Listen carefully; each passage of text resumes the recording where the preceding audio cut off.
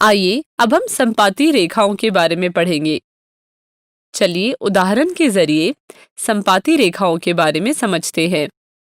एक cricket team का coach 900 रुपए में 2 गेंद और 3 बल्ले खरीदता है और बाद में वह 1800 रुपए में उसी प्रकार के 4 और बल्ले और 6 और गेंद खरीदता है।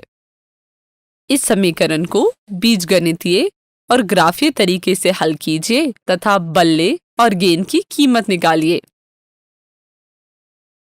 चलिए अब इसका हल देखते हैं। माना एक बल्ले की कीमत x रुपए है और एक गेंद की कीमत y रुपए है, तो प्रश्न के अनुसार 2 बल्ले तथा 3 बॉल की कीमत 900 रुपए है, जिससे हमें 2x + 3y बराबर 900 प्राप्त होगा और इसे समीकरण 1 नाम दे सकते हैं। और 4 बल्ले तथा 6 गेंद की कीमत 1800 रुपए है, जिससे हमें 4x + 6y बराबर 1800 प्राप्त होगा और इसे समीकरण 2 नाम दे सकते हैं। 2x + 3y बराबर 900 और 4x + 6y बराबर 1800 बीजीय रिप्रेजेंटेशन है। आइए समीकरण 1 तथा समीकरण 2 का ग्राफ बनाते हैं। यहाँ हमने 1 यूनिट बराबर 100 रुपए लिया है। हमने देखा दोनों ग्राफ एक ही रेखा पर बन रहे हैं, जिसे संपाती करना कहते हैं। यहाँ हमने देखा कि दोनों समीकरण के ग्राफ एक दूसरे को संपाती करते हैं।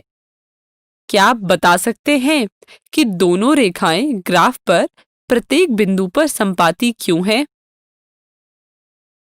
दोनों समीकरणों को ध्यान से देखें। अगर समीकरण 2 में 2 से भाग करेंगे तो प्राप्त समीकरण समीकरण 1 के बराबर होगा।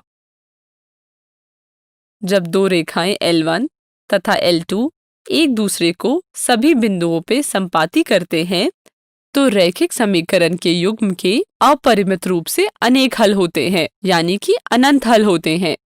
इन रेखाओं को रैखिक समीकरणों का आश्रित संगत युग्म कहते हैं। कृपया इसे अपनी कॉपी में लिख लें।